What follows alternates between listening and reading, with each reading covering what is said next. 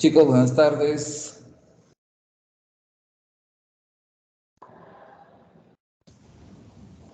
Buenas tardes, doctor. Buenas tardes, doctor.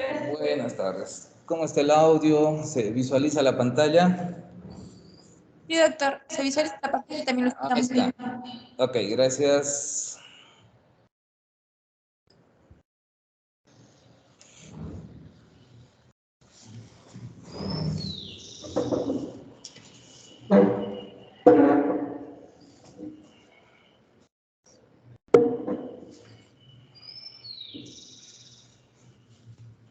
Listo, vamos a dar inicio a la clase de hoy, que es acto médico. Vamos a ver qué reglamentación tiene nuestro país acerca del cuidado de los pacientes por parte del personal médico y también por otros profesionales encargados del cuidado de la salud de toda la sociedad.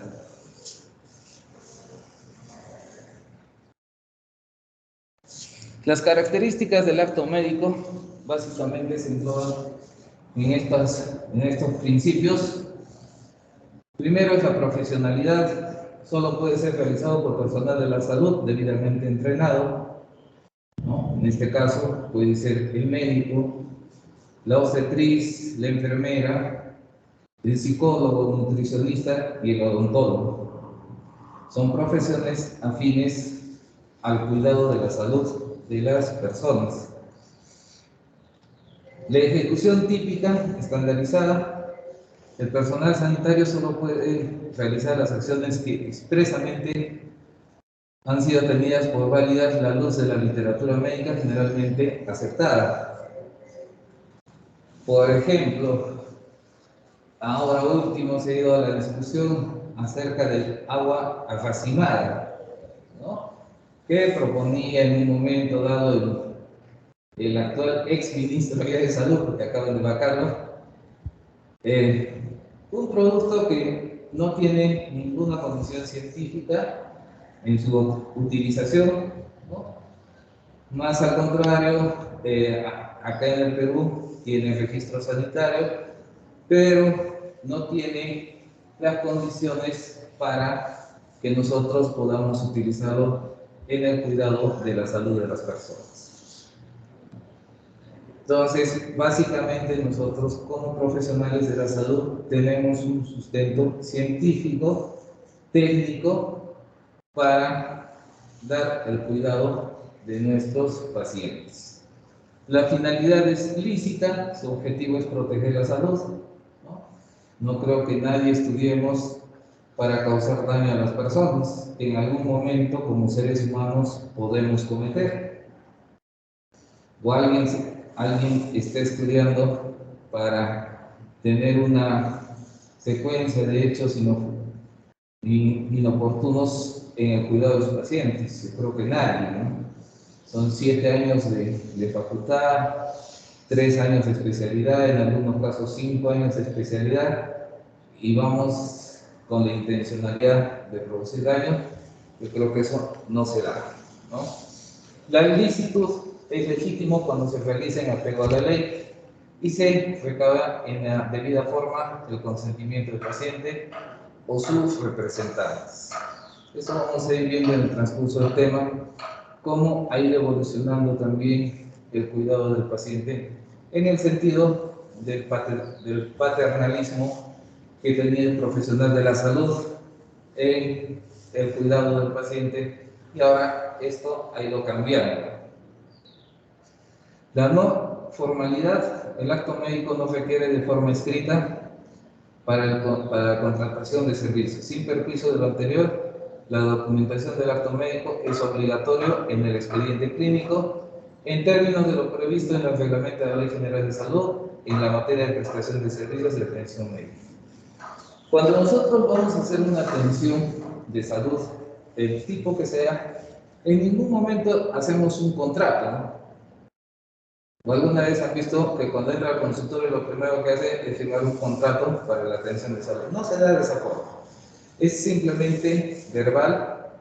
Por eso se habla que no existe una formalidad documentaria, Pero eso sí, todo lo que nosotros vemos en este paciente, ocultamos a este paciente, recibimos la información del paciente, queda registrado en lo que es la historia clínica. Entonces, son condiciones que debemos tener en cuenta siempre en nuestra vida como profesionales de la salud. El Código de Ética y Deontología del Colegio Médico del Perú nos indica que la medicina se orienta al respeto a la vida, al logro de la más alta calidad de la misma, se fundamenta en el reconocimiento de la dignidad, la autonomía y la integridad de las personas, es una profesión científica, humanista, cuya misión es promover y preservar la salud, así como aliviar y reconfortar ante la enfermedad y consolar al enfermo y sus allegados ante el sufrimiento, la agonía y la muerte. Y esto hemos visto que durante la historia y el desarrollo de la sociedad en el universo, en nuestro mundo, ha sido progresivo desde el momento del nacimiento, el desarrollo de las personas hasta el día que fallece. Siempre ha habido un ser al cuidado de la salud de estas personas. En este caso, ya nosotros, como profesionales médicos, nos encargamos en las distintas especialidades de desarrollar esta función. De las personas, la dignidad de la persona obliga moralmente al médico a tratar a toda persona en situación de salud o enfermedad, siempre con un fin y no con un medio, y por lo tanto con empatía, lealtad, diligencia, compasión y responsabilidad. La autonomía de la persona obliga moralmente al médico a solicitar su consentimiento informado y finalmente respetar las decisiones del paciente. Sean buenas o sean malas, nuestra función es tratar de hacerle entender, si en el caso de que tomen una decisión errada, hacerle entender que en esas condiciones no va a mejorar su estado de salud. Esto va en consonancia con sus valores personales y culturales. El acto médico y la responsabilidad profesional es básicamente esa interacción médico-paciente en las distintas especialidades que se puedan dar en nuestro marco. El marco contextual y legal tenemos lo que es la salud y la vida, que está protegido por la Constitución Política del Perú, el acto médico, el médico como profesional de la salud, los derechos del paciente y la relación médico-paciente. La salud y la vida, como les decía, está protegido por diversas instancias legales en nuestra sociedad. Primero tenemos lo que es la Constitución Política del Perú, aprobada en 1993, la Declaración de los Derechos Humanos, Asamblea General de las Naciones Unidas de 1948 y ratificada por el Perú en 1966, Declaración Universal de los Derechos del Niño de 1959, la Comisión de Derechos Humanos de las Naciones Unidas de 1999 también, la Ley General de Salud que está vigente, la 26842 de julio de 1997, la Ley de Trabajo Médico, promulgada mediante Decreto Legislativo 559 del 29 de marzo de 1990, y finalmente el Código de Ética y Deontología del Colegio Médico del Perú, que está vigente desde el 2007. Todo este marco legal es la que protege al acto médico. La Constitución Política del Perú, en su título 1, dice que toda persona tiene derecho a la vida, a su identidad, a su integridad moral, psíquica, física y a su libre desarrollo y bienestar. El concebido es sujeto de derecho en todo cuanto lo favorece. Por eso es que es uno de los principios de la Constitución preservar la vida del ser humano desde el momento de la concepción. Y es uno de los puntos que si se diera en algún momento la ley del aborto como se pretende dar, ¿no? Primerito tendrían que cambiar la Constitución, porque en la Constitución se da la protección inclusive del concebido. Y si este artículo sigue vigente en la Constitución, va a ser un poco difícil que se dé este tipo de leyes en beneficio del aborto. 2. Dice, la igualdad ante la ley, nadie debe ser discriminado por motivos de origen, raza, sexo, idioma, religión, opinión, condiciones económicas o de cualquier otra índole. El capítulo 2 de los derechos sociales y económicos nos habla el derecho a la salud, protección al discapacitado. Todos tienen derecho a la protección de su salud, la del medio familiar y la comunidad, así como debe ser, debe contribuir a su promoción y defensa. Las personas incapacitadas para velar por sí mismas a causa de una deficiencia física o mental tienen derecho al respeto de su dignidad y a un régimen legal de protección, atención, readaptación y seguridad. Eso está en la Constitución Política del Perú, pero a veces nosotros nos damos con la sorpresa de ver personas con problemas mentales en la calle en total abandono, ¿no? Cuando esa es la potestad del Estado para poder prever y cuidar de estas personas hasta por lo menos poderlas insertar en la sociedad en algunos casos y en otros casos darles una protección permanente, ¿no? Abriendo establecimientos que sean adecuados para ellos. Pero lamentablemente eso no se da a pesar de que está en nuestra Constitución. Los derechos humanos y la bioética. Acá hablamos no de los experimentos médicos ni científicos sin el consentimiento de las personas a las que se puede someter. En nuestro medio marco legal de la experimentación científica la tenemos en la Constitución. El Código Civil establece el carácter irrenunciable del derecho a la integridad física en su artículo 5 y concurrencia indica la prohibición de actos de disposición del propio cuerpo, excepto en casos de estado de necesidad, orden médico quirúrgico o por motivos humanitarios. ¿No? Eso nos da relación con lo que son los trasplantes de órganos de algunas personas que tienen muerte cerebral o también algunos trasplantes orgánicos que puedan darse de personas vivas, ¿no? Por ejemplo, en nuestro país ya se hacen los trasplantes hepáticos segmentarios, o sea, ya no es necesario sacar el hígado completamente de la persona, sino simplemente un segmento y ese segmento puede ser trasplantado a otra persona para darle una mejor calidad de vida.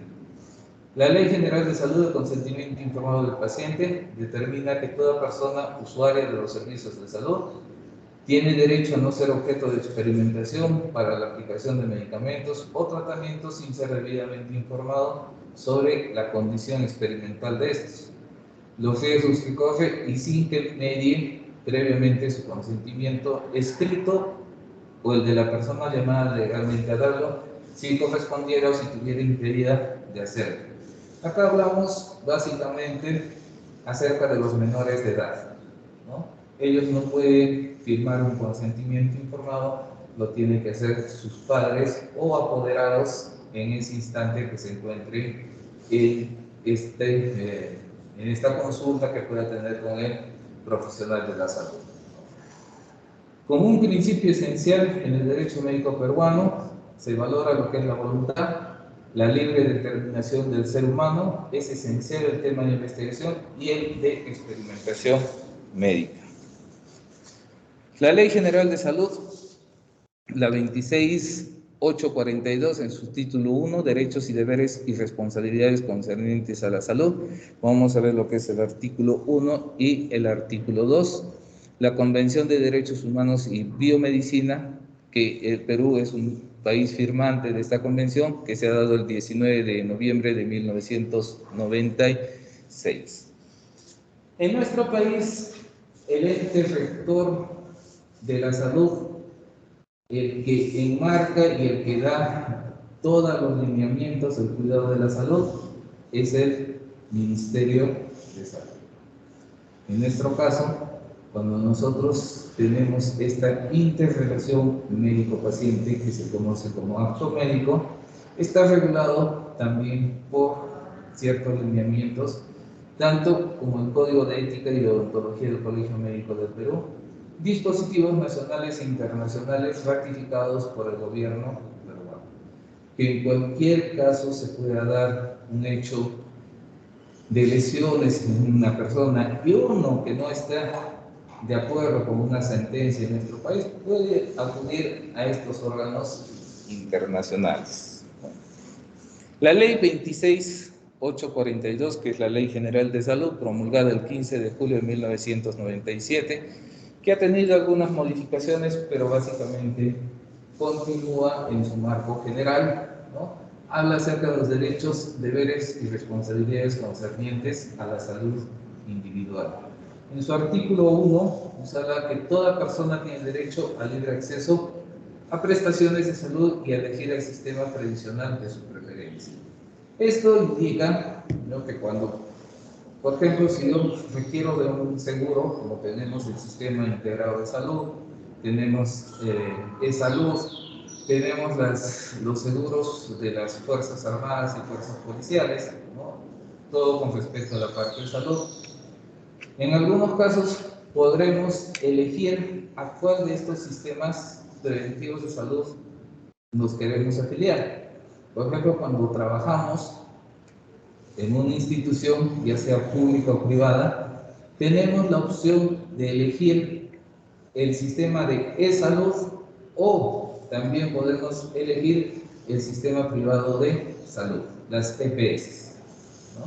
Eso depende de la persona que está trabajando.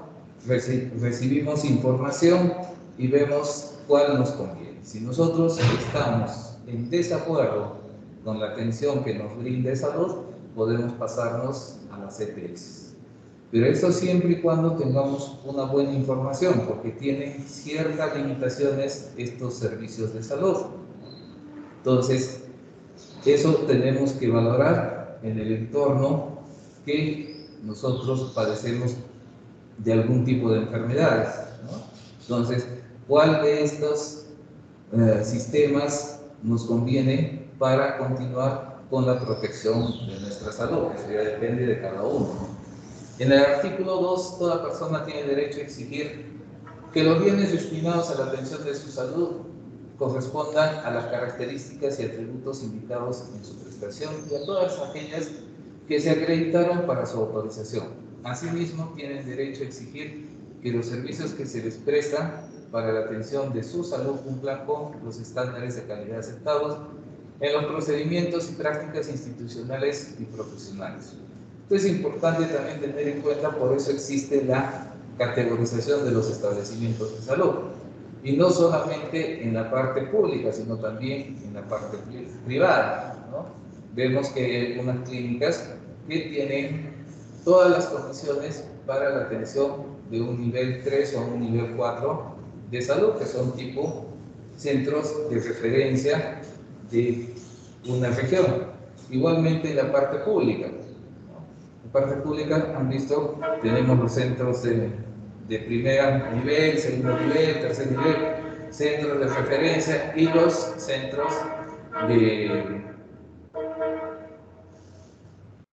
de investigación, que generalmente que son 4 o 5, creo. Tenemos el de neoplásicas en Lima, el de ciencias neurológicas, el oftalmológico, el de cardiología, ¿no? Entonces son pocas y todas están en la capital de la República. Entonces eso también yo creo que falta descentralizar para que tengamos mayor opción cuando padezcamos algún problema y también la posibilidad de trabajar nosotros en uno de esos centros. El artículo 15 dice: toda persona usuaria de los servicios de salud tiene derecho al respeto de su personalidad, dignidad e intimidad. a exigir la reserva de la información relacionada con el acto médico y su historia clínica, con las excepciones que la ley establece, a no ser sometida sin su consentimiento a exploración, tratamiento o exhibición con fines docentes. Por eso es que ahora en los hospitales, cuando llegan las personas que necesitan una hospitalización, entonces en la misma historia clínica existe una hoja de consentimiento informado para poder facilitar que los estudiantes puedan hacer sus prácticas, ¿no? Eso ya existe casi en todos los hospitales. A no ser objeto de experimentación para aplicación de medicamentos o tratamientos sin ser debidamente informados sobre las condiciones experimentales de estos, los riesgos a los que corre y sin que medien previamente su consentimiento escrito o el de la persona llamada legalmente a darlo, si correspondiera o si estuviera impedida de hacerlo, a no ser discriminado por razones de cualquier enfermedad o padecimiento que afectare, a que se le brinde información veraz, oportuna y completa sobre las características del servicio, las condiciones económicas de la prestación y además términos y condiciones de los servicios, a que se le dé términos comprensibles, información completa y continuada sobre su proceso, incluyendo el diagnóstico, pronóstico, alternativas de tratamiento, así como sobre los riesgos, contraindicaciones, precauciones, advertencias de los medicamentos que se le prescriba y se administre. A que se le comunique todo lo necesario para que pueda dar su consentimiento informado previa a la aplicación de cualquier procedimiento o tratamiento, así como negarse a este. A que se le entregue el informe de alta al finalizar su estancia en el establecimiento de salud, si lo solicita, copia de la epicrisis y de la historia clínica. El trámite administrativo, todo va a correr a cuenta del solicitante, porque pagan ciertos derechos para, sobre todo, que le den la copia de su historia clínica y de la epicrisis, ¿no? El alta, al finalizar, eso es obligatorio que se le entregue a todos los pacientes. De los deberes, restricciones, responsabilidades y consideraciones de la salud de terceros. Artículo 24. La expedición de recetas, certificados e informes directamente relacionados con la atención del paciente, la ejecución de intervenciones quirúrgicas, la prescripción o experimentación de drogas, medicamentos o cualquier producto, sustancia o agente destinado al diagnóstico, prevención, tratamiento de enfermedades, se repuntan actos del ejercicio profesional de la medicina y están sujetos a la vigilancia de los colegios profesionales correspondientes.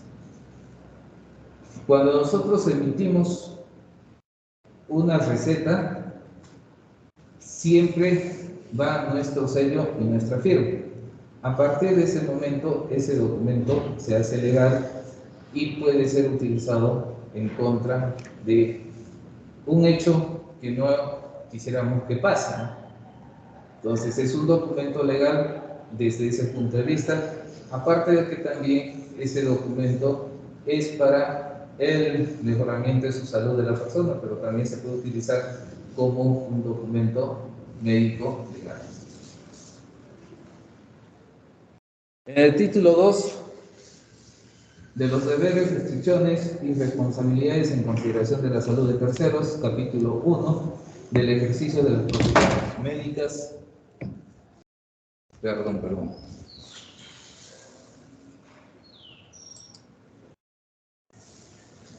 El ejercicio de las profesiones médicas y a fines de la actividad técnicas y auxiliares en el campo de la salud.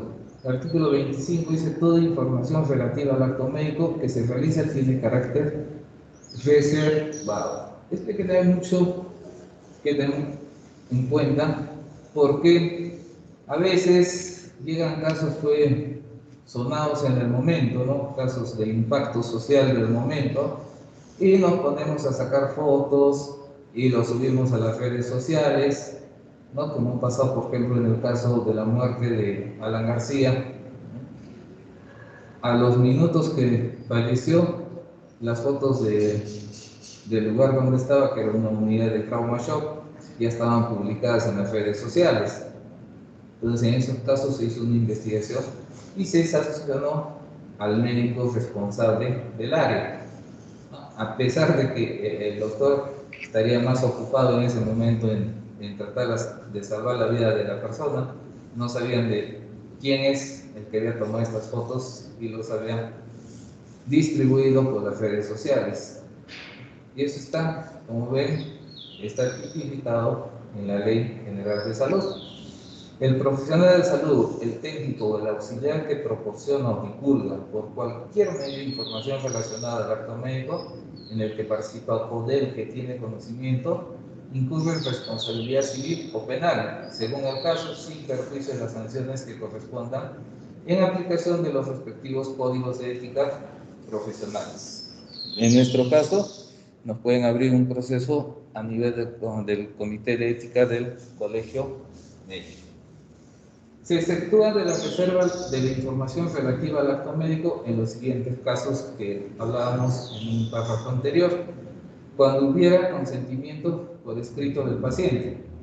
Hay pacientes pues, que cuando uno les pide una autorización de este tipo para que su caso sea público, ¿no?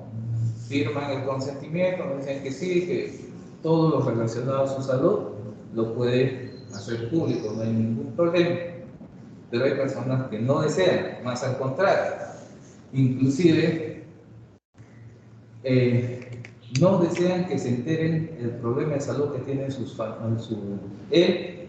familiares, ¿no? Y hablan con el médico y dicen que no le pueden dar ningún tipo de información a sus familiares, inclusive más cercanos, como pueden ser los hijos o los papás, que se mantenga la completa reserva de la información acerca del estado de salud. Y eso se tiene que respetar. Cuando sea requerida por autoridad judicial competente, generalmente en estos casos se da en solicitudes por la Fiscalía o por los juzgados en algún tipo de investigación, ¿no? Requiere esa historia clínica. Cuando fuera utilizado con fines académicos o de investigación científica, siempre que la información obtenida de la historia clínica se consigne en forma anónima. Eso ya sabemos que cuando requerimos para, sobre todo, hacer trabajos estadísticos, ¿no? Esta información es completamente anónima porque solamente tomamos algunos datos de la historia clínica. Cuando fuera proporcionada a familiares o allegados del paciente con propósito de beneficiarlo, siempre que éste no lo prueba expresamente, ¿no? Porque a veces los familiares vienen, preguntan, doctor, ¿cómo están?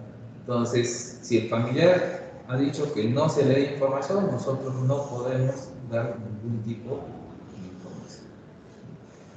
Si en el caso del familiar que estamos atendiendo dice que sí se puede dar información, nosotros podemos brindar esta información al resto de la familia. Entonces siempre hay que tener cuidado con eso. Cuando versa sobre enfermedades y daños de declaración o notificación obligatoria, siempre que sea proporcionada a la autoridad de salud. Por ejemplo, ahora en la pandemia, tanto instituciones públicas como privadas tenían que mantener esta información todos los días con las regiones de salud, ¿no? Con respecto a casos positivos, casos tratados y casos que se han dado de alta y también aquellos casos con fallecimiento. Es de carácter obligatorio. Y también existen algunos otros tipos de enfermedades, por ejemplo las enfermedades de transmisión sexual, ¿no? Si nosotros atendemos a un paciente en la consulta privada, tenemos la obligación de poder dar esta información a la región de salud, ¿no? Entonces, este tipo de casos están ya notificados para su obligatoriedad. Cuando fuera proporcionada la entidad aseguradora o administradora del financiamiento vinculada con la atención prestada al paciente siempre que fuera con fines de reembolso, pago de beneficios, fiscalización o auditoría. Por ejemplo, cuando se producen sucesos de tránsito, ¿quiénes son los que cubren esta atención? Es el SOAT. Entonces, El SOA tiene médicos auditores, tiene una planta de profesionales de la salud que requieren ver esta información del manejo de estos pacientes, ¿no?, para poder reembolsar económicamente esta atención al establecimiento de salud. Entonces, en esos casos también se puede brindar esta información. Todo lo concerniente al manejo del paciente en relación a este hecho de tránsito. Cuando fuera necesaria para mantener la continuidad de la atención médica al paciente. La información sobre el diagnóstico de lesiones o daños en los casos que se refiere al artículo 30 de esta ley deberá ser proporcionada a la autoridad policial o al Ministerio Público a su requerimiento. Artículo 27. El médico tratante, así como el cirujano dentista, la obstetriz, están obligados a informar al paciente sobre el diagnóstico, pronóstico, tratamiento y manejo de sus problemas de salud, así como sobre los riesgos y consecuencias de los mismos. Para aplicar tratamientos especiales, realizar pruebas riesgosas, practicar intervenciones que puedan afectar psíquica o físicamente al paciente, el médico está obligado a obtener por escrito su consentimiento informado. Eso es parte de la historia clínica. Capítulo 1. Ejercicio de profesiones médicas a fines de las actividades. Artículo 29. El acto médico debe estar sustentado en una historia clínica veraz y suficiente que contenga las prácticas y procedimientos aplicados al paciente para resolver el problema de salud diagnosticado. Como les comentaba anteriormente, el único documento en los procesos legales, ¿no?, administrativos y del Comité de Ética del Colegio Médico es la historia clínica para poder ser valorada en todo su contexto, ¿no?, de este acto médico.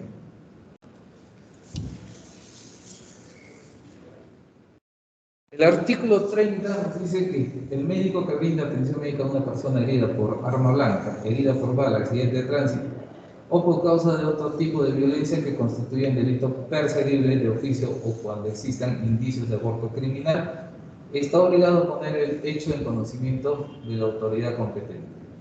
En los casos previstos en el artículo 30 de esta ley, el médico tratante informará al director del establecimiento, quien deberá poner en conocimiento a la autoridad competente el hecho correspondiente. Ustedes, no sé, bueno, hace tiempo que no acuden a los hospitales, pero en los hospitales, en el servicio de emergencia, siempre existe un policía que está haciendo servicio las 24 horas.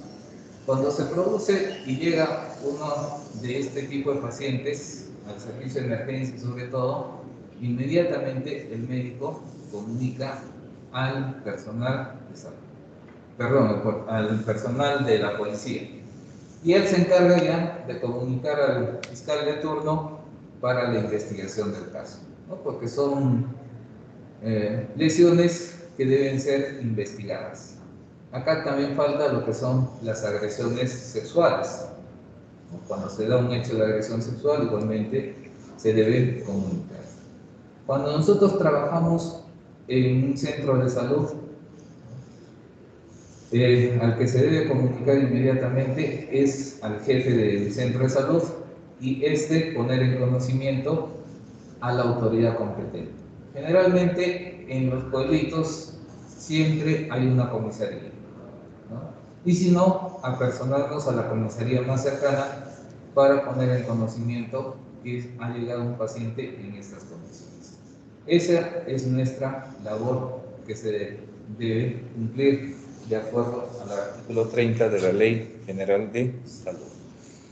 El artículo 31 nos habla de la responsabilidad del médico tratante, del médico legista que practica la necropsia o el médico señalado por el establecimiento de salud en el que incurra el fallecimiento de la persona al extender debidamente el certificado de defunción correspondiente. Nosotros, si atendemos un paciente ya fallecido en nuestras manos, tenemos las condiciones necesarias del diagnóstico por el que ha fallecido, no podemos negarnos a emitir el certificado de defunción, ¿no? Ya está esto normado. Vamos a ver, cuando hablemos de certificados de defunción, vamos a ver el tiempo de tratamiento, las condiciones que nos debe prestar para la atención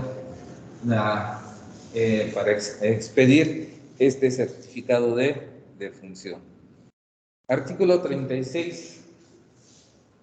Dice: los profesionales técnicos y auxiliares a que se refiere este capítulo son responsables por los daños y perjuicios que ocasionen al paciente por el ejercicio negligente, imprudente e imperito de sus actividades. Por ejemplo, cuando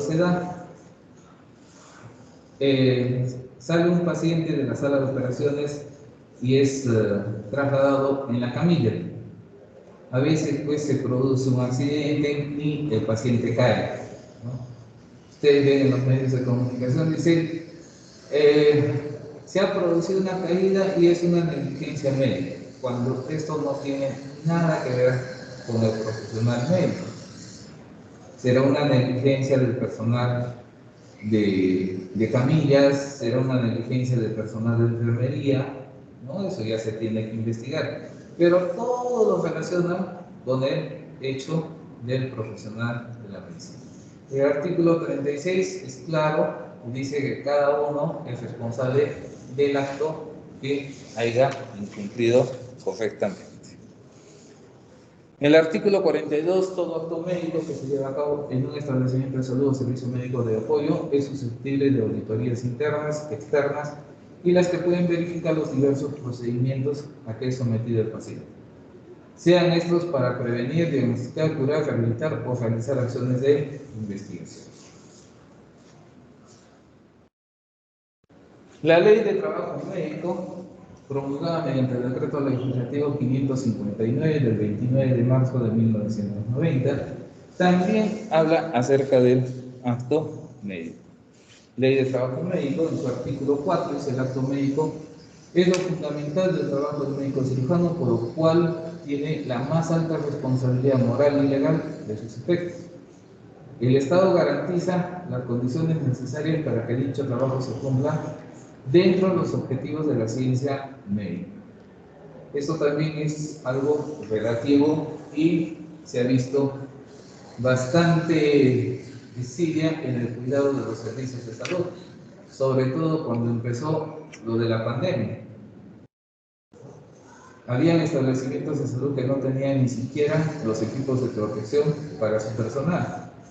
Peor todavía, no tenían instalados las máquinas de oxígeno, ¿no? Hospitales donde deberían tener estos equipos no había. Y la ley nos indica que si nosotros no tenemos estas condiciones no podemos trabajar.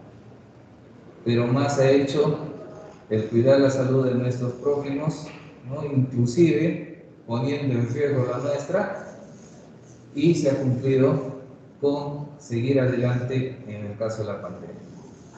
Artículo 5 dice: el acto médico se rige estrictamente por el Código de Ética y Deontología del Colegio Médico del Perú y los dispositivos internacionales ratificados por el gobierno peruano. El médico cirujano no puede ser privado de su libertad por el ejercicio del acto médico, cualquiera que sean las circunstancias que su realización, salvo mandato judicial expreso o comisión de flagrancia del delito. Ahí abajo les dejo un enlace, es un caso de una doctora que el año 96 fue sentenciada. Más adelante vamos a ver, pero un caso bastante interesante que ha marcado jurisprudencia en nuestro país. El reglamento de la Ley de Trabajo Médico, en su artículo 3, nos dice: define el trabajo médico como la prestación de servicios por parte del médico cirujano encaminado a todo uno de los siguientes fines: la conservación de la vida humana, las acciones de promoción, prevención y recuperación conducentes al fomento de la salud, la rehabilitación física, psicosocial del individuo, la familia y la comunidad, el peritaje y el asesoramiento médico-legal, el desarrollo de la investigación médica científica y la adecuación y utilización de tecnología, la docencia en el campo de la salud, la administración de salud, la producción de materias, instrumentos y equipos para la prevención, diagnóstico, tratamiento de enfermedades y otras relacionadas con el acto médico.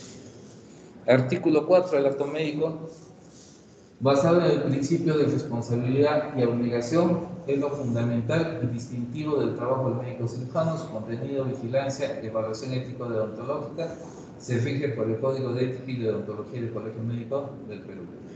Se reconoce como el acto médico toda acción o disposición que realiza el médico en el ejercicio de su profesión médica. Ello comprende los actos de diagnóstico, terapéuticos, pronósticos que realiza el médico en atención integral del paciente, así como los que se derivan directamente de estos. Los actos médicos mencionados son exclusivo ejercicio del médico. Artículo 6. El médico cirujano asume responsabilidad legal por los efectos del acto médico. El Estado garantiza las condiciones necesarias para su cumplimiento, o sea, nos da toda la infraestructura y todo el material para el manejo de los pacientes, de acuerdo a lo señalado en el artículo 4 y 5. No podrá ser obligado a ejercer el acto médico si las condiciones de infraestructura, equipo o insumo no garantizan una práctica médica ética e idónea. Lo que les comentaba, cuando empezó la pandemia, no teníamos estas condiciones para un ejercicio con estas características, y esto lo dice la ley. Pero a pesar de eso, todos los profesionales de la salud, ¿no? Médicos, enfermeras, obstetrices, odontólogos, psicólogos, han puesto el hombro para poder mejorar las condiciones de salud de las personas. Y esto también ha conllevado a que muchos profesionales de la salud pierdan la vida. Se han contagiado en el trabajo que desarrollaban, se les ha complicado y han fallecido. En la actualidad tenemos más de 500 médicos fallecidos en el Perú, ¿no? A causa de la pandemia. Con arreglo al Código de Ética del Colegio Médico del Perú, tomando como referencia las disposiciones sobre acreditaciones hospitalarias, ahí hablamos acerca del nivel de los hospitales, ¿no? Eso ustedes han llevado ya en administración, salvo aquellos actos médicos exigidos por una atención del paciente en situación de emergencia. Cuando llega un paciente en un estado o con unas condiciones en su estado de salud bastante vulnerables, ¿no? Condiciones de emergencia, aunque estemos en un puesto de salud, nosotros como profesionales tenemos que brindarle la primera atención necesaria. Estabilizaremos al paciente y podremos trasladar en las condiciones que tengamos. Pero no podemos dejar de dar este tipo de atención. Es básicamente cuando se trata en estados de emergencia. El reglamento de la Ley de Trabajo Médico, Decreto Supremo 024 de 2001, capítulo 1, de las modalidades de trabajo médico. Artículo 8. El trabajo asistencial es dedicado a la atención médica integral de las personas, que comprende la promoción de hábitos de vida saludable, la prevención de riesgos de enfermedades, así como la recuperación y rehabilitación de la salud. Artículo 9. El trabajo médico legal es dedicado a la realización de peritajes y pericias médico-legales. Artículo 10. El trabajo administrativo es el dedicado a planificar, organizar, dirigir, coordinar, supervisar o evaluar las actividades de las instituciones y establecimientos dedicados a la atención de salud. Artículo 11. El trabajo docente es el dedicado a programar, organizar, desarrollar o supervisar actividades de educación y capacitación en salud. Artículo 12. El trabajo de investigación es el dedicado a la búsqueda y adecuación de nuevos conocimientos, tecnologías y técnicas para el cuidado de la salud. Artículo 13. El trabajo de producción intelectual es el dedicado a publicaciones, proyectos, diseños, tecnologías, equipos u otros materiales de uso médico. Y artículo 14.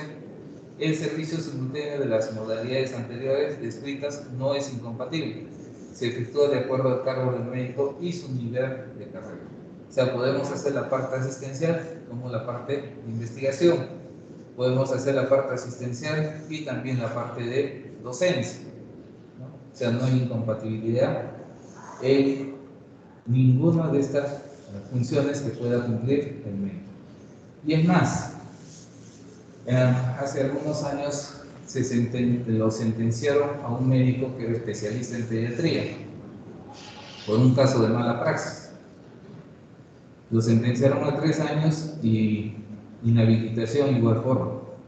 Entonces, el estudio de abogados que lo patrocinaba este médico pidió una aclaración a la sala que lo sentenció este médico, donde le indicaban, donde ellos pedían que les digan si podían cumplir este profesional una de estas funciones. Si bien es cierto que estaba sentenciado en la parte asistencial como pediatra, y la sala le contestó que sí, que podía cumplir otras funciones que están relacionadas a la medicina. Por ejemplo, la parte de docencia, la parte de peritales, cualquiera de estas otras funciones la podía. Solo estaba inhabilitado para la atención de pacientes pediátricos, ¿no? Y atención en general de pacientes, pero podía cumplir las otras funciones. Capítulo 1 del acto médico, título 2, atención y cuidado de los pacientes.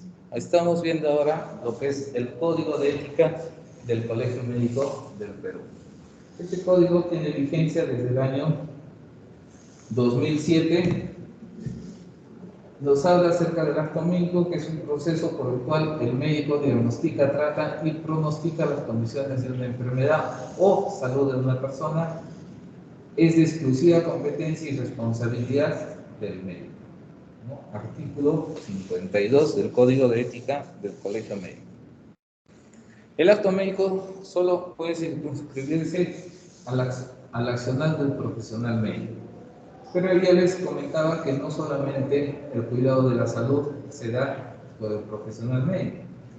También tenemos a los odontólogos, enfermeras, obstetrices, psicólogos y nutricionistas. Toda esta gama de profesionales están encargados de la salud de las personas en sus distintas áreas, ¿no? El odontólogo en lo que concierne a la cavidad bucal, la obstetriz, gestantes que no tengan ningún mayor compromiso de alguna otra patología, ¿no? O sea, ellos llevan desde el momento de la concepción hasta el parto todos sus controles y a eso se abocan. Y así los otros profesionales de la salud también tienen el cuidado en ciertas áreas de la salud de las personas. Entonces, el doctor Atás López, que es un abogado, nos habla acerca del acto de la salud. Es el conjunto de tareas propias desarrolladas por los médicos y demás profesionales sanitarios que normalmente tienen lugar sobre el cuerpo humano y que tiende directa o indirectamente a la conservación, mejora y en general promoción de las condiciones de la salud humana, individual o colectiva, en todas sus facetas físicas, psíquicas y sociales. A esto se conoce como el acto en salud, ¿no? Que abarcaría a las otras profesiones que están al cuidado de la salud de las personas. La actividad de investigación, diagnóstico, prescripción, tratamiento y rehabilitación de la salud y otras enfermedades de la persona humana. Así que el acto médico no se limita exclusivamente a la actividad asistencial médica, sino que incluye también otras muchas actividades propias del médico no asistencial, desde el punto de vista jurídico, e independientemente de que se haya firmado o no algún tipo de documento escrito, el acto médico está considerado como un contrato de arrendamiento de servicios y, como les decía, no se hace ningún tipo de documento, simplemente es verbal, ¿no? Es bilateral entre el médico y el paciente porque dará origen a obligaciones y deberes recíprocos. Desde el momento que ingresa el paciente al consultorio, nosotros esperamos una confianza con esta persona, ¿no? Una confianza de información al comienzo, que no nos oculte o que no se olvide algún problema que ha tenido con relación a su salud en ese instante, porque a veces no es que nos ocultan, sino que se olvidan y nosotros no indagamos más. Ese es por el mismo malestar que tiene el paciente, la misma preocupación de que cómo va a evolucionar su problema de salud, ellos olvidan. Entonces, y nosotros nos quedamos con esas dudas. Y eso puede ser que trascienda en el tratamiento, ¿no? Porque tenemos un error de la primera impresión del diagnóstico. Es consensuado, lo que quiere decir que, como cualquier otro tipo de contrato, son preceptivos el consentimiento, la conformidad en ambas partes. Es oneroso, como cualquier actividad profesional, es un contrato de tipo remunerado, aunque pueda realizarse en algunos casos con carácter gratuito o benéfico. Generalmente, cuando los pacientes llegan a un establecimiento de salud público, ¿no? Ellos no nos pagan directamente la consulta, sino pagan al establecimiento. Pero nosotros, por el trabajo que realizamos, recibimos un sueldo mensual. En algunos casos también eso mismo pasa en la parte privada. En las clínicas hay colegas que trabajan y ellos reciben una remuneración por la atención de los pacientes. Y en otros casos el pago es directamente hacia el médico. Cuando asisten a su consulta privada, ¿no? Tiene su consultorio y ellos pagan directamente su consulta. Entonces, siempre hay de por medio un vínculo económico. Es comunicativo, es decir, que las prestaciones por ambas partes deben estar equilibradas. El valor de lo que se percibe condiciona a la cuantía de lo que se da. Es personal, ya que afecta a las personas que ha elegido libremente a su médico. Es un contrato de confianza. Es continuado, no suele agotar en un solo acto, ¿no? Raros casos, por ejemplo, que se pueden dar solamente en una consulta. Un proceso gripal, se le atiende una vez y normalmente ya no regresa el paciente, ¿no? Porque ha superado este proceso, este problema de salud. Es informal, ya que suele ser verbal y tácito. Como les decía, acá no hay ningún contrato, ningún documento de por medio para la atención del paciente. Es de medios y no de resultados. Esto quiere decir que el médico se compromete a poner todo su conocimiento, su dedicación y los medios materiales necesarios para diagnosticar, tratar y curar una dolencia. Este es lo que se denomina como el deber de cuidado. En los procesos legales mucho se valora este punto. Si nosotros hemos hecho un buen diagnóstico, hemos dado el tratamiento que en ese momento estaba conciliado por las ciencias médicas, ¿no? Y finalmente el resultado no ha sido favorable para la salud de este paciente, por X motivos. Entonces, esto ya no nos puede condicionar para que se considere un hecho de mala praxis. Pero si hemos tenido un error en el diagnóstico, definitivamente vamos a tener un error en el tratamiento. Esto sí nos va a condicionar a un hecho de mala praxis. Tan solo se puede exigir al médico que disponga de los conocimientos médicos necesarios y que ponga a disposición del paciente los medios materiales disponibles, con el cuidado y la dedicación que el caso requiera para intentar conseguir la curación del paciente, es decir, una obligación de medios. Salvo en casos excepcionales, la relación médico-paciente implica una obligación de medios, deber de cuidado y no de resultados, ya que no podemos garantizar la curación del paciente en todos los casos. La ley que regula el uso de sustancias moldeantes en tratamientos corporales con fines estéticos y define dichos procedimientos como acto médico. A partir del 28 de marzo del 2020 se da la ley 31014. ¿A consecuencia de qué sale esta ley?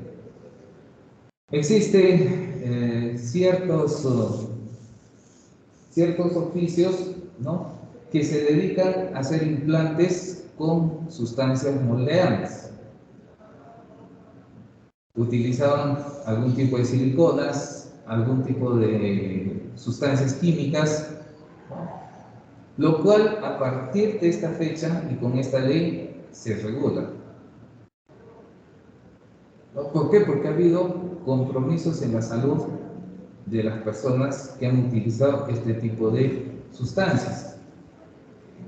Ustedes iban a un centro de maquillaje y le decían, le vamos a poner botox, le vamos a poner le vamos a hacer crecer los glúteos, ¿no? Y empezaban a utilizar estas sustancias. Lamentablemente, inclusive ha habido personas que han fallecido. ¿Por qué? Porque no se daba el cuidado necesario, ni tampoco se utilizaban las sustancias necesarias para este tipo de embellecimiento de una persona. Entonces sale esta ley y el objeto de esta ley es la regulación de uso de sustancias moldeantes en tratamientos corporales con fines estéticos, ¿no? La prohibición, a partir de la entrega de vigencia de la presente ley, se prohíbe el uso de sustancias moldeantes de relleno permanente, no biodegradables ni absorbibles en tratamientos corporales con fines estéticos. A toda persona que no cuenta con calificaciones exigidas por la presente ley, oferta prestar la aplicación de servicios de estética humana o de infiltración o colocación de sustancias moldeantes de relleno con fines estéticos, de conformidad con lo escrito en la presente ley. Definición: las sustancias moldeantes son aquellos rellenos inyectables o biopolímeros, polímeros o afines reabsorbibles, biodegradables o permanentes utilizados en tratamientos corporales con fines estéticos, incluidos en los listados que aprueba el Ministerio de Salud a través de la IGEMIT. Halogenosis y iatrogénicas, patología general que puede sufrir el ser humano por el uso de sustancias de relleno inyectable en tratamientos con fines estéticos, es producida por sustancias halógenas, es decir, extrañas al organismo. En su artículo 4, el acto médico, con respecto al tratamiento de estas sustancias moldeantes, dice: la infiltración, inyección, colocación u otros sistemas de aplicación para modificar la anatomía con fines estéticos o plásticos, a fin de corregir arrugas, pliegues u otros defectos de la piel, aumentar pómulos, labios, glúteos, o para corregir o realizar distintas zonas corporales a través del uso de las sustancias moldeantes señaladas en la presente ley, constituyen actos médicos, de conformidad con lo establecido en el artículo 5 de la presente, del Decreto Supremo 024 de 2001, que aprueba el reglamento de la Ley de Trabajo Médico, Decreto Legislativo 559. Y es lo que vimos anteriormente. Y acá habla que solo el médico cirujano especialista en cirugía plástica o dermatología debidamente colegiado y con el registro de la especialidad está facultado para la realización de este acto médico, materia del presente artículo. Se prohíbe y se sanciona a aquellas personas que, sin ser médicos especialistas en cirugía plástica o dermatología, realizan los actos médicos señalados en la presente. Entonces, acá viene la pregunta. Hay algunos colegas que no tienen la especialidad en cirugía plástica o en dermatología y se arrogan la especialidad de cirugía estética. Si ustedes buscan en el colegio médico, no se registra esta especialidad. Hay una especialidad que dice cirugía plástica y estética, pero no así solo como cirugía estética. Entonces hay que tener mucho cuidado con este tipo de profesionales. ¿Por qué? Porque una, que el colegio médico no los reconoce, y dos, que existe una ley explícita para el manejo de estas sustancias y indican quiénes lo pueden hacer, qué especialidades, sobre todo. Porque, como les comentaba, se han visto algunos casos que se han dado que lamentablemente han tenido finales casi desastrosos en algunos casos, ¿no? Inclusive con muertes. Y otros casos fue que en vez de mejorarles la figura, las han deformado. Artículo 5 también habla del establecimiento de salud autorizados. Toda intervención estética que califique como acto médico, de acuerdo con lo establecido en el artículo 4 de la presente ley, debe efectuarse únicamente en establecimientos de salud debidamente calificados por el Ministerio de Salud, a través de sus órganos competentes. O sea, nosotros no podemos hacer este tipo de tratamientos en un consultorio que no tengan las condiciones necesarias para manejar estos casos.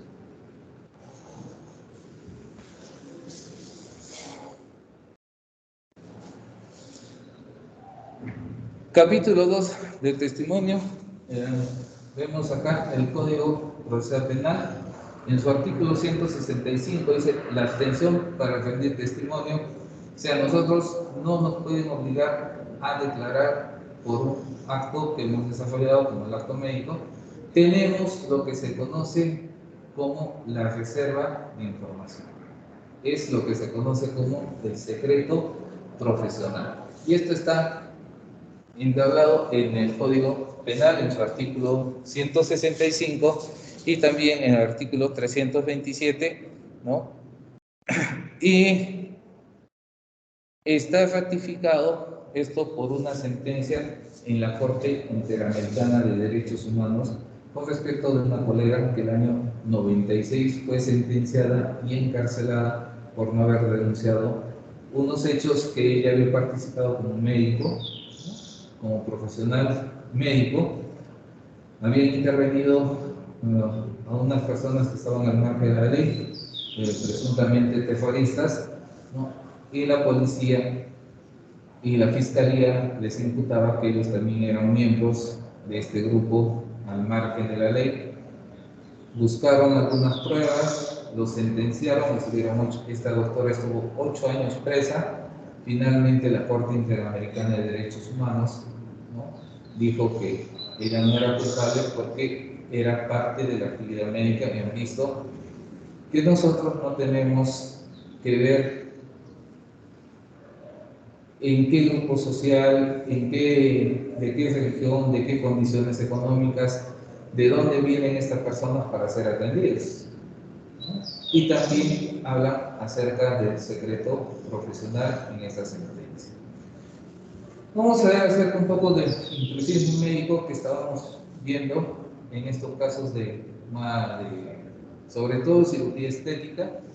Cuando no se cumplen los requisitos exigidos por el ejercicio de una profesión, se puede incurrir en intrusismo, que se encuentra tipificado en el artículo 363 del ejercicio ilegal de la profesión. El que ejerce profesión sin reunir los requisitos legales requiere ser reprimido. Esto en general, ¿no? Este delito no es exclusivo de la profesión médica y puede producirse en relación con cualquier profesión que requiera para su ejercicio estar en posición correspondiente de un título académico. Además del delito de intrusismo, existe una falta que consiste en atribuirse públicamente una cualificación profesional que requiere estar en posesión de un título académico sin poseerlo, pero sin llegar a ejercer actos profesionales propios de este.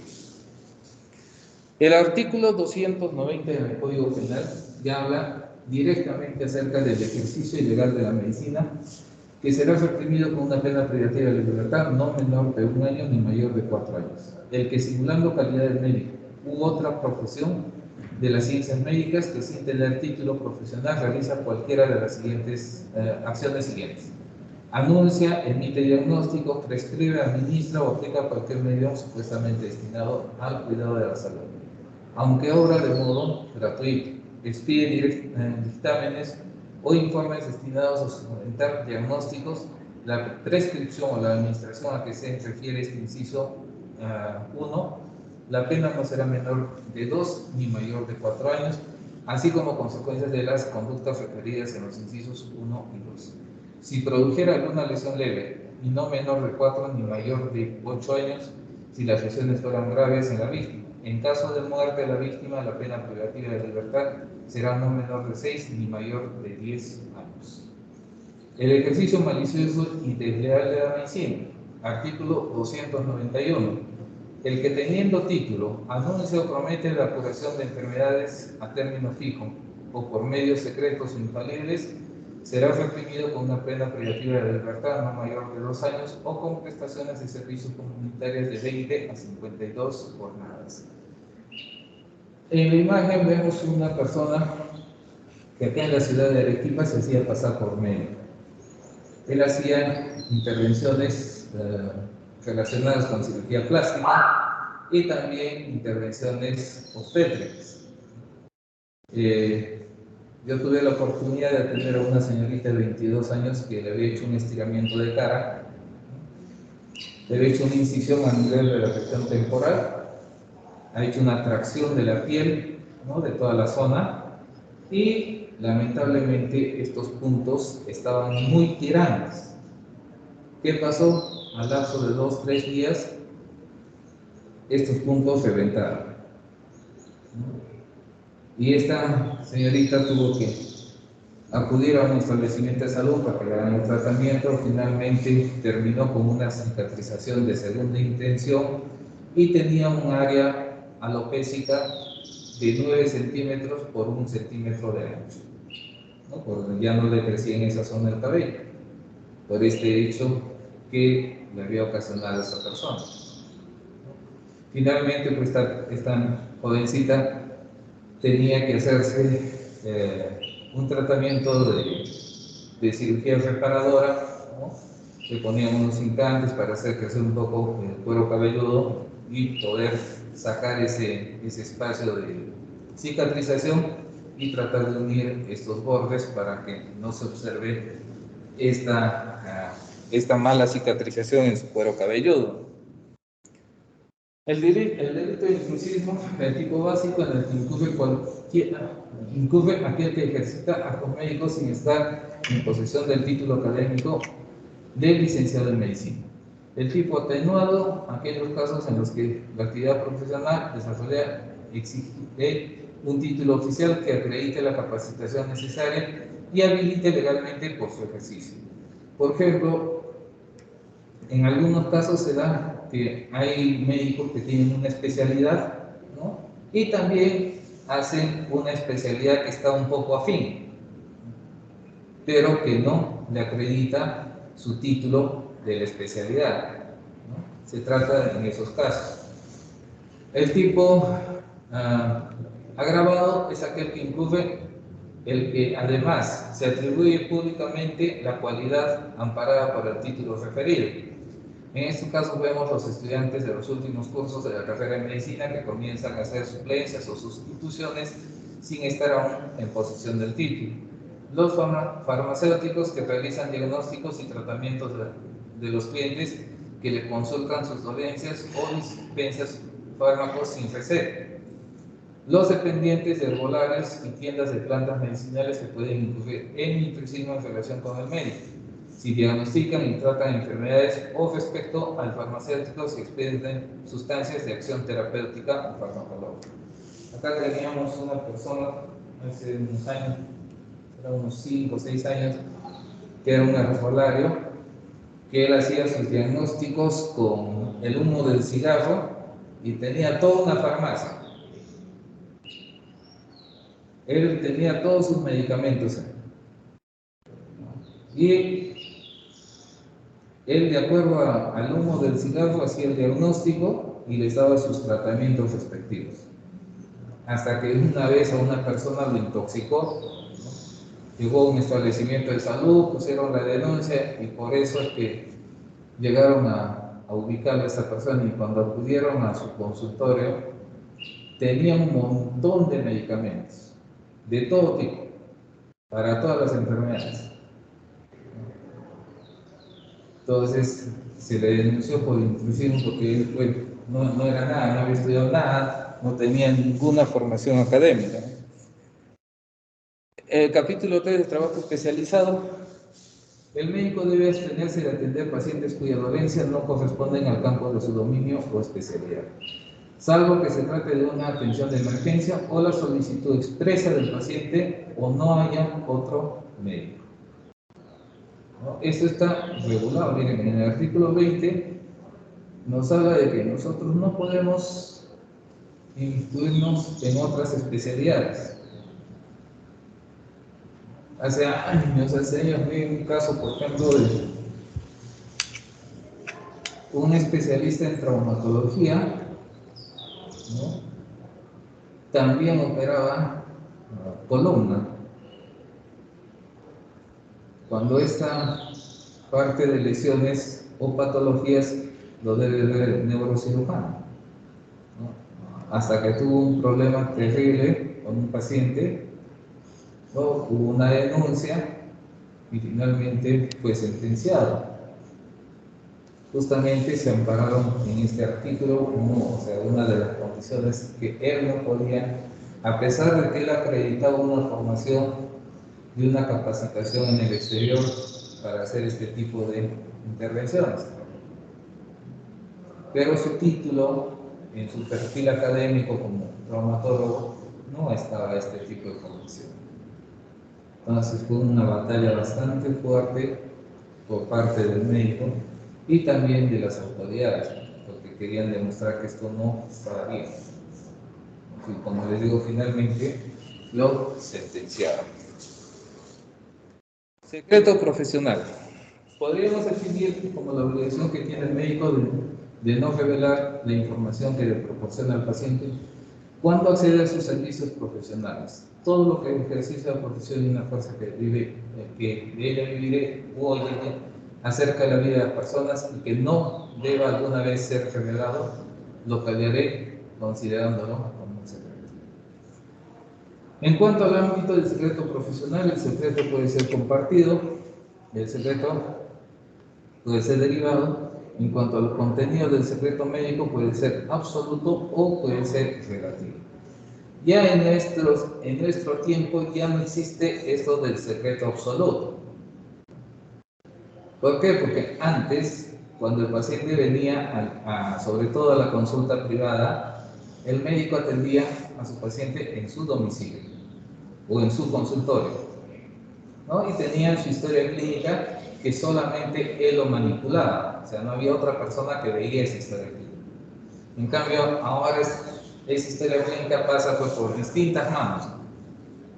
Hay un administrativo, está la enfermera, está personal en capacitación, como son los residentes, ustedes los estudiantes, ¿no? Entonces, ya no es un secreto absoluto. Este secreto también hablamos de compartido cuando tenemos este tipo de información, no solamente con el personal del establecimiento de salud, sino también con los familiares, ¿no? En algún momento se puede dar que la familia requiere esta información y el médico pueda acceder a dar toda esta información. La Constitución Política del Perú habla acerca de los fundamentos de la persona que tiene derecho a mantener las reservas sobre sus condiciones políticas, filosóficas, religiosas o de cualquier otro índole, así como de guardar el secreto profesional. El Código Penal, en su capítulo 5, violación del secreto profesional, violencia del secreto profesional, artículo 165, el que teniendo información por razones de su estado, oficio, empleo, profesión o ministerio, de secreto cuya publicación pueda causar daño, lo revelará sin consentimiento del interesado. Será reprimido con pena privativa de la libertad, no mayor de 2, y con 60 a 120 días multa. La regulación de la Asociación Médica Mundial en tiempos de conflictos armados, que reglamenta la atención de enfermos y del herido, particularmente en tiempos de conflictos a través del numeral 3, se consagra. El cumplimiento de las actividades y responsabilidades médicas no será bajo ninguna circunstancia considerado como un delito. El médico nunca debe ser procesado por mantener el secreto profesional.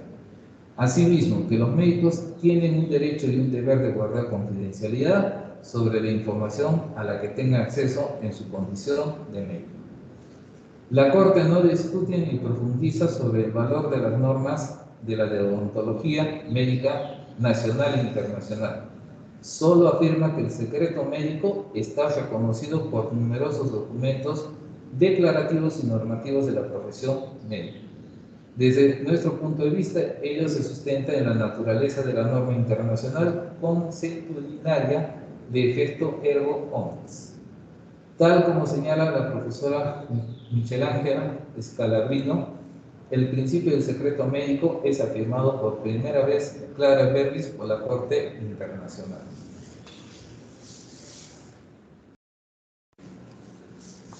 El Estado ha pretendido calificar el acto humanitario como es el acto médico, como un acto hostil, antijurídico e ilícito, estableciendo sanciones al seguir procesos contra profesionales de la medicina para obligar a que estos divulguen información sobre sus pacientes o denuncien posibles conductas delictivas de sus pacientes con base a la información que obtengan en el ejercicio de su profesión. Transgrede todo principio y norma internacional como interna que ampara el secreto profesional y la confidencialidad. El secreto profesional constituye una norma de derecho internacional. En este efecto, erga omnes, o sea, el derecho al silencio, de lo que no puede soslayarse el Estado peruano. Acá tenemos un enlace que les decía, es el caso de la doctora Cruz Flores versus Perú. El 18 de noviembre de 2004, la Corte Interamericana de Derechos Humanos falla en favor de esta doctora que había permanecido 8 años en prisión, ¿no? Justamente en esta sentencia se habla del secreto profesional en el acto médico.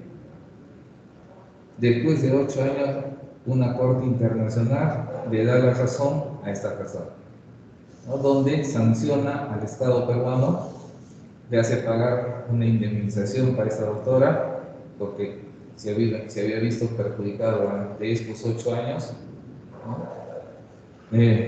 Después le pide una capacitación y la reinserción a su centro laboral donde ella cumplía sus funciones como médico. Eso es básicamente lo que pide la Corte Interamericana para esta doctora Cruz Flores. Esta sentencia, como les decía, es de carácter vinculante para otros casos que se ha dado en nuestro país, sobre todo en la época de lucha armada, donde había los grupos terroristas, que eran Sendero Luminoso. Justamente esta doctora la implicaron por atender pacientes que eran de Sendero Luminoso y del MRTA, que habían practicado unas intervenciones quirúrgicas a estas personas y supuestamente el Estado decía que no había comunicado por el hecho de estas intervenciones quirúrgicas que había realizado. Y por eso es que la sentencia, y después de 8 años, porque ella estaba sentenciada a 16 años, y gracias a la Corte Interamericana es que se reabre su caso y finalmente es absuelta de este proceso. El acto médico es toda acción o disposición que realiza el médico en el ejercicio de su profesión.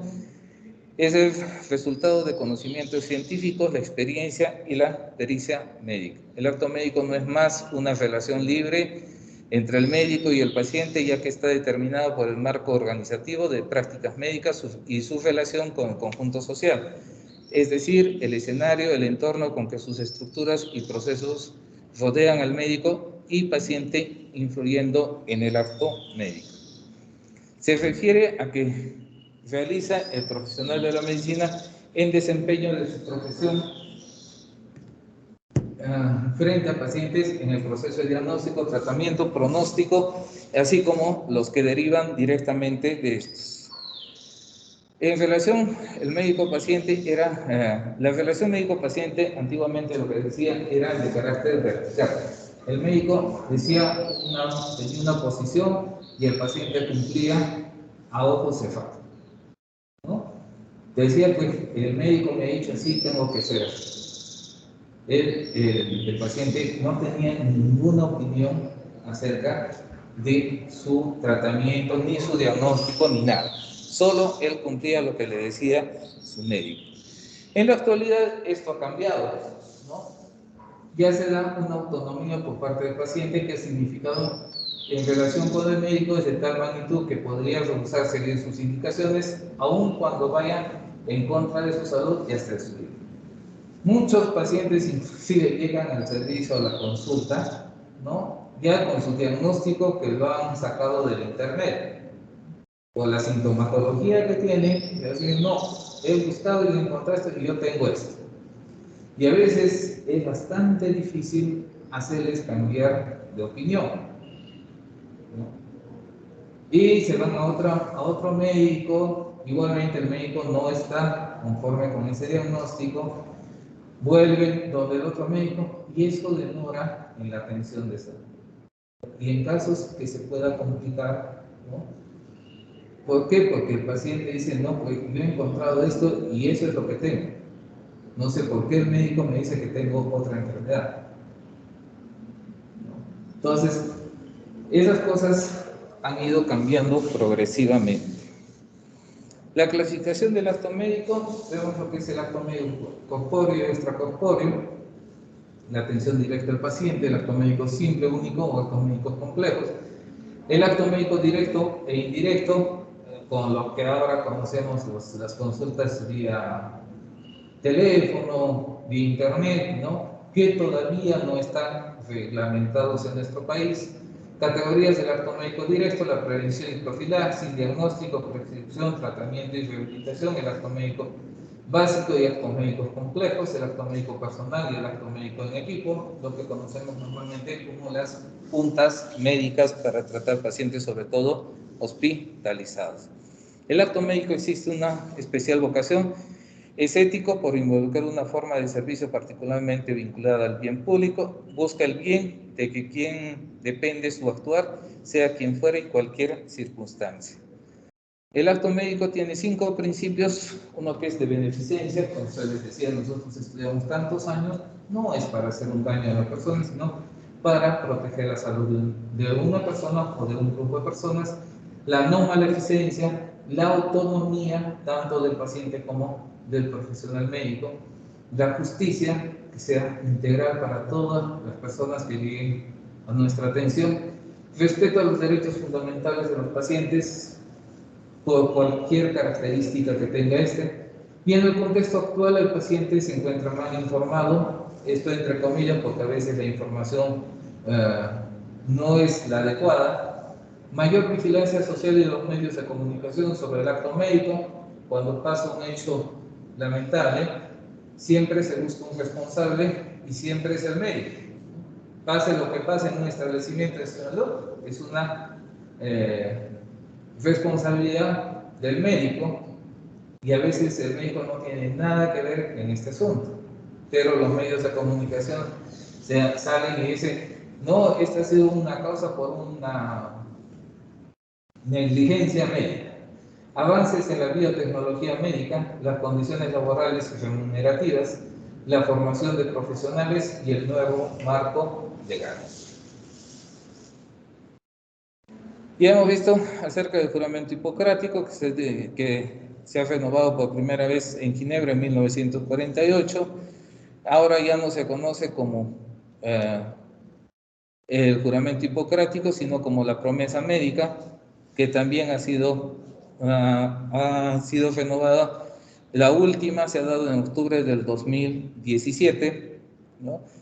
El trabajo médico, como les decía, está en la ley de trabajo médico y también está en el Código de Ética del Colegio Médico de Perú, del ejercicio profesional, el trabajo clínico, el trabajo especializado, el trabajo administrativo, trabajo docente, el trabajo en investigación. Todas estas áreas puede desempeñar el profesional en la medicina. Ética médica es el conjunto de normas de comportamiento para una actuación digna de los miembros de la orden en su relación con quienes demandan sus servicios y las relaciones que mantienen entre sí. Actitudes éticas fundamentales: la prudencia, la humildad, la solidaridad y el respeto, no solamente con los pacientes, sino también con nuestro entorno profesional. De los derechos del paciente, la información de las opciones de transferencia, conocer las normas de reglamentación de hospitales, no ser sujetos a investigaciones de ensayos, eso dice la Declaración Americana de Hospitales, elegir libremente a su médico, ser tratado por médicos libres de interferencias, el derecho a morir, sin corte abusivo de su vida o eutanasia, ni la prolongación injustificada dolorosa, la misma que se conoce como la distanasia. Declaración de Lisboa de 1981. De la relación médico-paciente, el Colegio Médico indica que debe haber una igualdad de condiciones superando el paternalismo. El médico en ecuanimidad, higiene y trato con lealtad, decoro, correlación, dedicación y cortesía y oportunidad, atención médica tomando el tiempo necesario, indicaciones médicas auxiliares, solo utilizaciones específicas, informar de daños durante las intervenciones, privilegios terapéuticos, informar al paciente o a sus responsables legales, rechazo a solicitudes u órdenes indignas, derivación informada del paciente de ser necesaria, no hay obligación de medidas desproporcionadas, no realización de acciones cuyo objetivo directo sea la muerte, no utilización de datos para provecho ilícito, señalamiento de personas responsables de la contribución y decisiones sobre la atención, derecho del paciente a una segunda opinión, el derecho del médico a proponer interconsultas, de haber recomendaciones de lugares para los exámenes auxiliares, explicarles por qué, ¿no? ¿Por qué enviamos a tal laboratorio este tipo de exámenes? El médico consultor debe guardar reservas sobre la atención y no proponer hacerse cargo o reemplazando al titular. La relación médico-paciente debe ser axiológica, basada en valores, no fáctica, no necesariamente basada en resultados, informativa e interactiva. Esta es la resolución de la 649 del 2020, la que se emitió el 20 de agosto. Acá nos habla acerca de la atención médico-legal en los establecimientos del Ministerio de Salud y en aquellas que también tengan cobertura para la atención de pacientes, como son los centros parroquiales, que también están bajo la norma del Ministerio de Salud, de las competencias, los cuidados, lo que debe hacer el médico cuando llega a estos establecimientos de salud en casos de agresiones sexuales, violencia familiar o lesiones en una persona que se da, ¿no? Elementos constitutivos de la responsabilidad profesional y judicial, la obligación preexistente, o sea, lo que debemos saber acerca de la enfermedad y el tratamiento que debemos dar nosotros con respecto al problema de salud que tenga, que se produzca una falta médica, perjuicio ocasionado y existencia de relación de causalidad entre la actuación incorrecta y el daño ocasionado. Son los 4 parámetros que se valora para la imputación de un hecho de mala praxis. Básicamente, estos puntos tomados en cuenta es lo que condiciona a un hecho de mala praxis.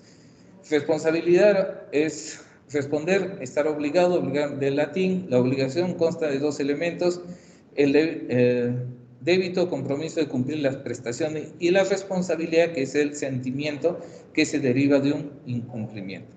La responsabilidad médica es la obligación que tiene el médico de responder ante la justicia por los actos perjudiciales que causa en el ejercicio de su profesión. La responsabilidad médica puede ser legal.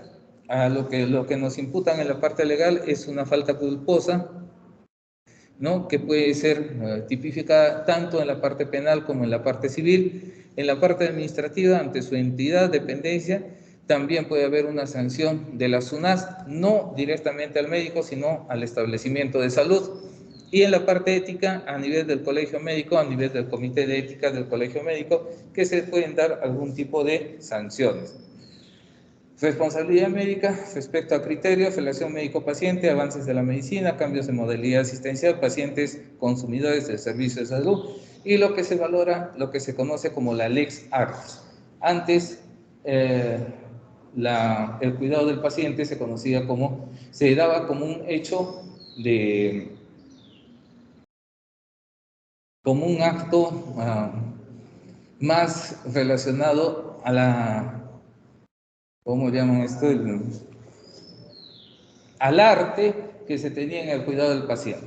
En la actualidad, este arte está relacionado con los avances científicos y lo que se conoce en la actualidad ya no solamente es la lex artis, sino la lex artis ad hoc, la ley del arte en la ejecución técnica y científica del paciente. Si nosotros no nos salimos de este marco de la lex artis, no tenemos por qué tener miedo, porque no podemos ser procesados, porque estamos haciendo un bien y un cuidado de acuerdo a la ciencia en ese momento. La causalidad, para incriminar judicialmente debe existir una relación causa-efecto que debe ser directa, próxima y principal del resultado.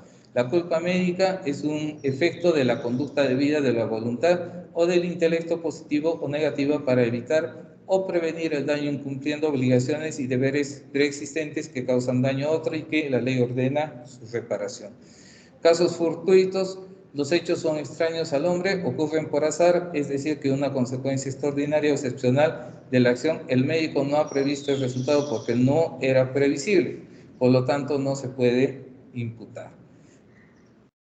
Por falibilidad o por error médico surgen el riesgo de equivocarse como ser humano, imponderables que surgen a pesar del cuidado médico. Pseudoiatrogenia, aquellas que se procuran obtener un beneficio secundario a costas del acto médico o del propio médico. Por estado de necesidad, cuando se causa un mal menor tratando de evitar un mal mayor.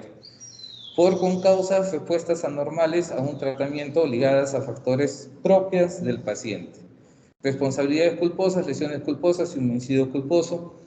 Responsabilidad médico-legal culposa: los casos más comunes de mala praxis son el retraso o el error en el diagnóstico de un paciente, no seguir un determinado protocolo, ofrecer una prescripción inadecuada de medicamentos, realización de intervenciones quirúrgicas con resultados lesivos para el paciente, contagios de enfermedades graves a causa de una falta de higiene en el centro hospitalario, olvido de material quirúrgico en el interior de un paciente, no prestar asistencia sanitaria de urgencia y falta de supervisión postoperatoria. La culpa o omisión productora del daño del cuerpo: el agente no previó los efectos nocivos de su acto, debiendo haberlos previsto, o cuando a pesar de haberlos previsto confió imprudentemente en poder evitarlos. Falta de previsión exigible, daño no intencional, imprevención culpable, justificación jurídica, estado de necesidad. Formas de culpa: tenemos lo que es la impericia, imprudencia, negligencia e inobservancia de deberes y reglamentos. La impericia es la incapacidad técnica para el ejercicio de una función, falta de habilidad normalmente requerida, desconocimiento injustificable, inexperiencia o inaptitud profesional, actuar con desconocimiento de lo que exigiblemente debe saber. Los fundamentos son la ignorancia y la inhabilidad. Prudencia, imprudente acción el autor debió de abstenerse por ser capaz de ocasionar daño o peligro. Fundamentos: la temerariedad y el apresuramiento. La imprudencia: actos no adecuados o incitados a peligrosos para el derecho ajeno, tutelados penalmente. Apresuramiento u omisión de medios necesarios, violación de actividades de normas de cuidado. Negligencia viene del neglix, descuido, legos, dejó pasar. Conducta contraria a las normas que impone determinado comportamiento lícito, solícito, atento y sagaz, y que son prescripciones encaminadas a impedir un resultado dañoso o peligroso. La falta de celo, vigilancia o constancia, falta de empeño necesario, cuidando de diligencias, preocupación, control y verificación.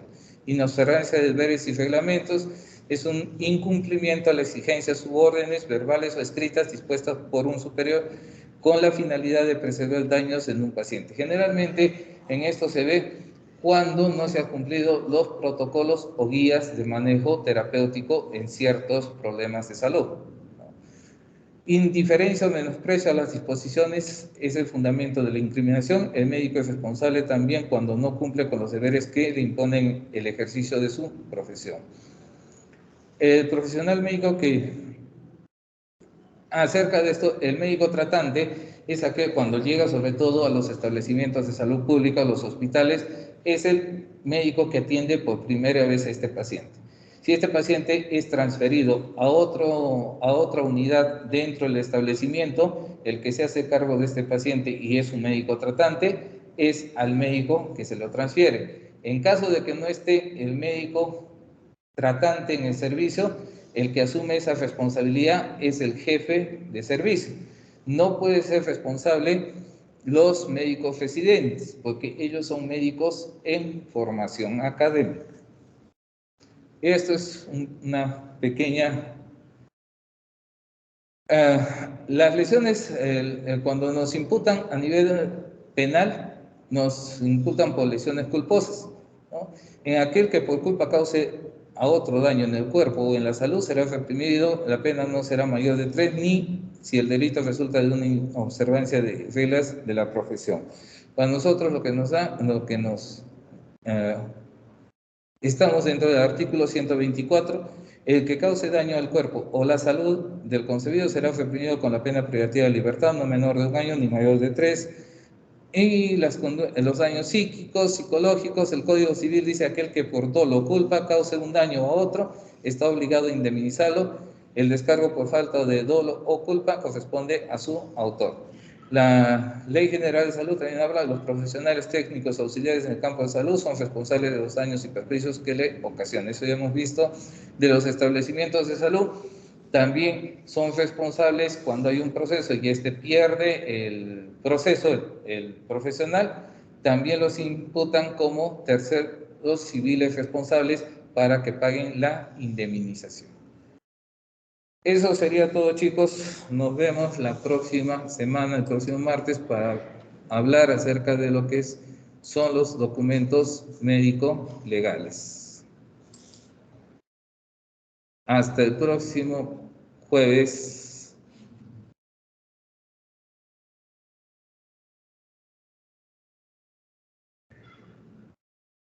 Hasta luego, doctor.